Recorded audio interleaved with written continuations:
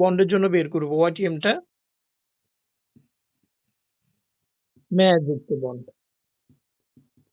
তাহলে ওয়াইটিএম হবে সবসময় মেয়াযুক্ত বন্ডের জন্য। বুঝছি। এখন একজন বিনিয়োগকারী একজন বিনিয়োগকারী কি কি ধরনের বেনিফিট পাইতে পারে বন্ড কিনলে? গত ক্লাসে আমরা বলছি না, কি কি ধরনের বেনিফিট হতে পারে বলেন তো? একজন বিনিয়োগকারী বন্ড থেকে কি কি ধরনের বেনিফিট পাইতে পারে? একটা আমরা বলছিলাম সুদ, সুদ পাইতে পারে না?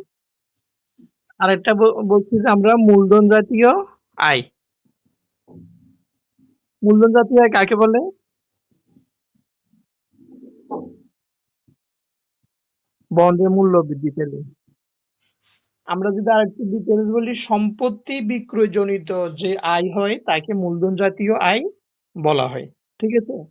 তাহলে একটা বন্ড কম দামে কিনে বেশি দামে যদি বিক্রি করতে পারে তাহলে মূলধন জাতীয় আয় হবে। আর ওই বন্ডের যদি সুদ আছে তাহলে সুদ আয় হতে পারে। তাহলে এই দুই ধরনের আয়কে আমরা পার্সেন্টেজ করে ফেলবো। পার্সেন্টে নিয়ে আসলে সেটা হয়ে যাবে ওয়াইটিএম। বুঝি? তাহলে এখন আমরা এই ওয়াইটিএম এর সূত্রটা দেখি। এই যে আমরা বলছিলাম ইন্টারেস্ট, হ্যাঁ ইন্টারেস্ট। এই যে আমরা বলছিলাম একজন বিনিয়োগকারী দুই ধরনের বেনিফিট পাইতে পারে, একটা হচ্ছে সুদ ইনকাম আর একটা হচ্ছে যে মূলধন জাতীয় আয়। তাহলে সুদটাকে আমরা ইন্টারেস্ট দ্বারা দেখাচ্ছি। বুঝছি? Interest payment. আর এখানে একটা শব্দ আসছে আরবি। আরবিটা কি জিনিস? আরবি, redemption. Redemption, redemption value. Redeem মানে এই শব্দটা আমরা একটু বলি, রিডিম মানে হচ্ছে পুনরায় ক্রয় করা। রিডিম, রিডিম মানে পুনরায় ক্রয় করা, পুনঃক্রয়। পুনঃক্রয়, পুনঃক্রয় এখানে আমরা কিভাবে বুঝাতে চাচ্ছি? অর্থাৎ বিনিয়োগকারী মেয়াদ শেষে আবার বন্ড হোল্ডার কোম্পানিকে বন্ডটা রিটার্ন দিবে। তখন মনে করা হয় কোম্পানি আবার বিনিয়োগকারী থেকে বন্ডটা কিনে নিচ্ছে। ঠিক আছে? এই কারণে এটাকে রিডেম্পশন ভ্যালু বলা হয়, আরবি দ্বারা প্রকাশ করা হয়। অথবা আমরা এই আরবির পরিবর্তে এমবিও ব্যবহার করতে পারি। আগের অঙ্কগুলোতে আমরা যেভাবে দেখিয়েছি, এমবি। এমবি সমান ম্যাচিউরড ভ্যালু, তাই না? এমবি সমান ম্যাচিউরড ভ্যালু। বাংলা কি? মে- ওই ইয়ের কারণে আর কি, এখানে নেটওয়ার্ক ছেড়ে দেয় তো, নাকি তোমার কোনো সমস্যা কি জানি। তাহলে রিডিম মানে হচ্ছে পুনঃক্রয় করা। আর আরবির পরিবর্তে আমরা অঙ্কের মধ্যে এমবিও ব্যবহার করতে পারবো। এমবি ব্যবহার করলে হবে ম্যাচিউরড ভ্যালু। বাংলা কি? মেয়াদ পূর্তি মূল্য। মেয়াদ শেষে মেয়াদ শেষে কোম্পানি বন্ড হোল্ডারকে যে মূল্যটা ফেরত দিবে সেটাকে বলা হচ্ছে মেয়াদ পূর্তি মূল্য। ঠিক আছে? আর এনএসবি, এনএসবি মানে হচ্ছে নেট সেল ভ্যালু। এনএসবি মানে হচ্ছে নেট সেল ভ্যালু। বাংলা কি? নিট বিক্রয় মূল্য। বুঝছি? নিট বিক্রয় মূল্য। আবার এই এনএসবিটা পাবো কিভাবে? এনএসবি সমান SB, sale value minus FC. এখন কত হচ্ছে এফসি মানে কি? এফসি হচ্ছে ফ্লোটেশন কস্ট। ফ্লোটেশন কস্ট, এখন ফ্লোটেশন কস্ট কি? ফ্লোটেশনে যদি আমরা বাংলা করে দিই একটু, উত্তরণ ব্যয়। উত্তরণ, উত্তরণ ব্যয়টা কি জিনিস?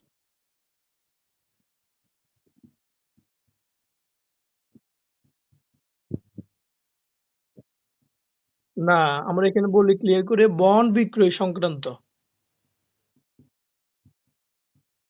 বন্ড বিক্রয় সংক্রান্ত ব্যয়কে উত্তরণ বলা হয়, এফসি বলা হয়।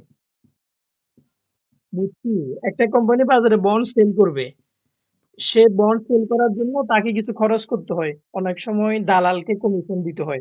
ঠিক আছে? আবার কিছু প্রসেসিং কস্ট আছে, তারপরে গভর্নমেন্টের কিছু ফি থাকতে পারে। তাহলে এগুলো সবগুলোকে আমরা বলছি এফসি।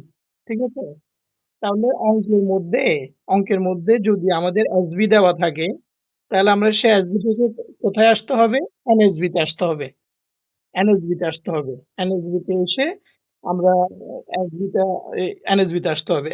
এসবি থেকে আমরা এফসিটা বাদ দিলে এনএসবিতে আসবো। এতটুকু ক্লিয়ার হয়েছে কিনা?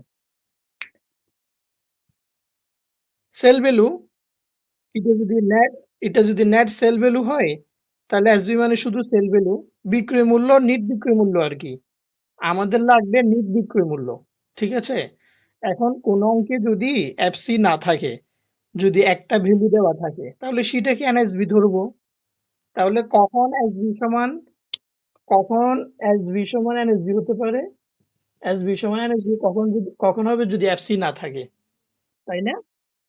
এফসি না থাকে। ডান। তাহলে ইন্টারেস্ট প্লাস এখানে দেখেন ওই যে আমরা ক্যাপিটাল গেইনের কথা বলছিলাম না? ক্যাপিটাল গেইন সেটা কিভাবে এখানে কাজ করতেছে দেখেন। ক্যাপিটাল গেইন ব্যাপারটা কি? আমরা তাহলে এখানে এই ওয়াইটিএমটা কিভাবে বের হবে? সুদের হারে নাকি টাকার অঙ্কে? নাকি পার্সেন্টে? বলেন তো? এই যে ১০০ দিচ্ছি না?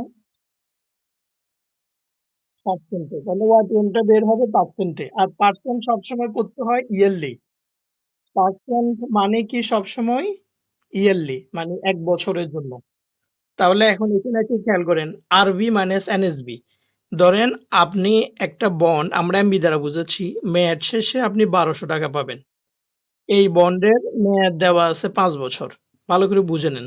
আমরা অঙ্ক করার আগে সূত্রগুলো একটু ব্রেনে সেভ করে নিচ্ছি। তাহলে এমবি হচ্ছে ১২০০ আর এন হচ্ছে 5 ইয়ার্স। এর বাইরে আপনি এই বন্ডটা কিনছেন ধরেন ৯০০ টাকা দিয়ে। তাহলে এখানে আপনার বেনিফিট কত? বলুন তো? ক্যাপিটাল গেইন কত? ৩০০ টাকা। এই ৩০০ টাকা ক্যাপিটাল গেইন কত বছরের জন্য? ৫ বছরের জন্য। তাহলে প্রতি বছরে ক্যাপিটাল গেইন কত আসে? ৩০০/৫, ৬০ টাকা করে। বুঝছেন ঘটনা? এই কারণে আমরা ওই যে এই টাকাটাকে n দ্বারা ভাগ করে দিচ্ছি আরকি। মানে ইয়ারলি নিয়ে আসতেছি। বুঝছেন? এরপরে ইন্টারেস্টটা আমাদের ইয়ারলি দেওয়া থাকবে। আর আরবি প্লাস এনএসবি কে ২ দ্বারা ভাগ করে আমরা এভারেজ করে ফেলতেছি। মানে এই ২ টা মূল্যকে এভারেজ করে তারপরে আমরা পার্সেন্টটা বের করব। বুঝছি? তাহলে আমরা ওয়াইটিএম এর ধারণাটা পাইছি। ওকে, আমি তাহলে বুঝতে পেরেছি। তাহলে এরপরে আমরা আরেকটা ধারণা নিব, তারপরে আমরা ম্যাথ দেখাবো ইনশাল্লাহ।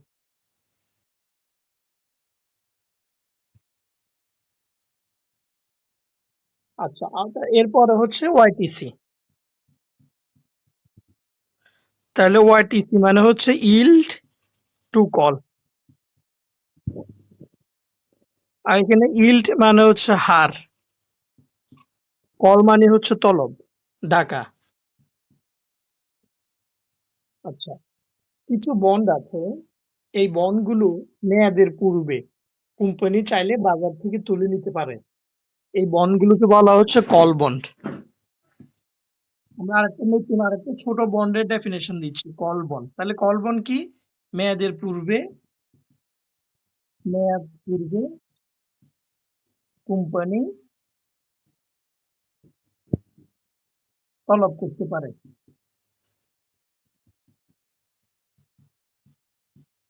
মানে কি? ধরেন একটা কোম্পানি ১০ বছরের জন্য বন্ড ইস্যু করছে। মূল মূল মেয়াদ হচ্ছে ১০ বছর। বুঝছেন? ইস্যু করার সময় একটা কন্ডিশন দিছে। কন্ডিশন হচ্ছে আমার হাতে যদি টাকা চলে আসে তাহলে আমি ৪ বছর পর এই বন্ড আপনাদেরকে ডাকবো, আপনারা তখন বন্ডের কাগজ দিয়ে যাবেন, আপনাদেরকে আমি টাকাটা দিয়ে দিব।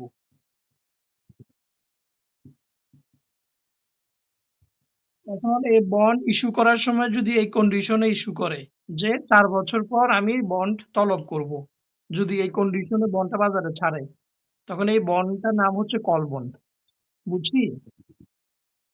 তাহলে কল বন্ডে মেয়াদের পূর্বে কোম্পানি চাইলে বন্ডটা বাজার থেকে তুলে নিতে পারে। তার মানে বন্ডটা বাজার থেকে কল করতে পারে। তখন কিন্তু তাহলে কোম্পানি তখন কি করবে? বন্ড হোল্ডারদেরকে টাকা পরিশোধ করে দিবে। বুঝছেন? তখন পরিশোধ করার সময় যে মূল্যটা পরিশোধ করবে সেটাকে আমরা সিপি বলছি। সিপি মানে হলো কল প্রাইস। মানে at the time of call company bond হোল্ডারকে যে মূল্যটা পরিশোধ করবে সেটা হচ্ছে সিপি। আর আর ওয়াইটিএম এর ক্ষেত্রে কি ছিল সেটা? ওয়াইটিএম এর ক্ষেত্রে মনে আছে? ওয়াইটিএম এর ক্ষেত্রে আমরা একবার আরবি দেখাইছিলাম। রিডেমশন ভ্যালু, অথবা আমরা আরেকটা নাম দেখাচ্ছিলাম এমবি, ম্যাচিউরড ভ্যালু। তাহলে ওয়াইটিসির ক্ষেত্রে সিপি, ওয়াইটিএম এর ক্ষেত্রে আরবি। তাহলে ওয়াইটিসিতে কি, ওই যে এট the time of call, call করার সময়, কল করা পর্যন্ত একজন বিনিয়োগকারী বন্ড কল করা পর্যন্ত নিজের কাছে ধরে রাখলে সেই বন্ড থেকে যে হারে তার আয় হবে সেটার নাম হচ্ছে ওয়াইটিসি। বুঝছি? তাহলে ওয়াইটিসি সূত্রটা লিখে ফেলি, দুটো সূত্র প্রায় সেম, শুধু ওখানে আমাদের এমবি ছিল, এখানে আমরা সিপি ব্যবহার করবো, আর কোনো পার্থক্য নাই। তাহলে interest plus CP minus NSB, তাহলে এরপরে এন, আর পুরোটাকে আমরা আবার অ্যাভারেজ করব, CP plus NSB divide by 2 into 100। বুঝছেন এবার? তাহলে মূল পার্থক্যটা কি, ওখানে ছিল এমবি, এখানে হচ্ছে সিপি। হ্যাঁ, আর তাহলে এন এন এন এখানে এখন থেকে তলব করা পর্যন্ত যত বছর, সেখানে তত বছর এন বসাবো। ঠিক আছে? তাহলে আমরা একটা ম্যাথ দেখি, আমরা ওয়াইটিসি এবং ওয়াইটিএম থেকে কি ম্যাথ আছে দেখি, আমরা সলভ করতে পারি কিনা দেখি।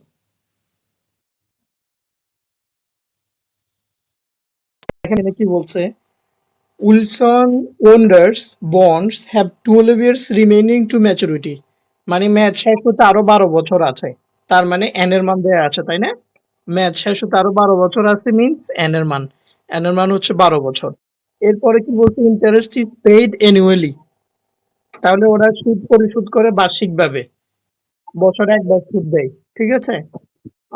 আর কি তথ্য আছে, টাকা 1000 par value and coupon interest rate is 10%, তাহলে পার ভ্যালু দেওয়া আছে 1000 টাকা, আর কুপন সুদের পরিমাণ হচ্ছে 10%। তাহলে আমরা যদি ইন্টারেস্ট বের করতে চাই, ইন্টারেস্ট বের করার আমরা জানি যে পার ভ্যালুকে কুপন সুদ দিয়ে আমরা গুণ করব, par value into into coupon interest. তাহলে পার ভ্যালু কি কুপন ইন্টারেস্ট দিয়ে যদি আমরা গুণ করি, তাহলে এখানে কত হচ্ছে, পার ভ্যালু কত, 1000, আর কুপন ইন্টারেস্ট হচ্ছে 12%। ঠিক আছে? না, 10%, কুপনটা 10% হবে, 10%, 10%। তার মানে প্রতি বছর সে কত টাকা করে পাইতে থাকবে, 100 টাকা করে পাবে।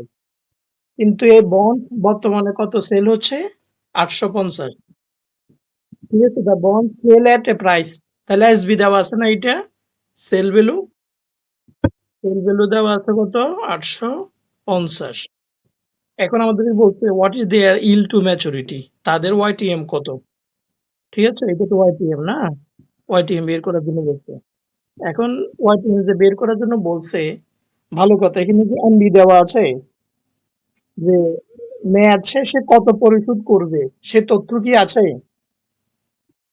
সে তথ্য নাই।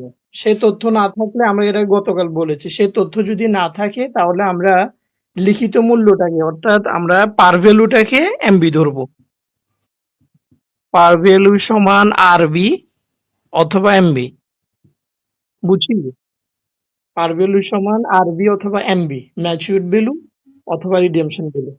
তাহলে এখন যদি আমরা সূত্র ওয়াটিসি নির্ণয়ের সূত্র বসাই, তাহলে এখানে আমরা সংক্ষেপে আয় দ্বারা বুঝাচ্ছি ওই যে ইন্টারেস্ট পেমেন্ট। ঠিক আছে? তাহলে এখানে এনবি মাইনাস এনএসবি, নিচে হচ্ছে এন, তাই না? আর নিচে আবার এমবি প্লাস এনএসবি, আমরা এটাকে কত দিয়ে ভাগ করে দিব, 2 দিয়ে ভাগ করে এভারেজ করে ফেলবো, আর পার্সেন্টে দেখার জন্য 100 টানবো। ঠিক আছে, এই সূত্র আমরা ব্যাখ্যার আগে করেছি।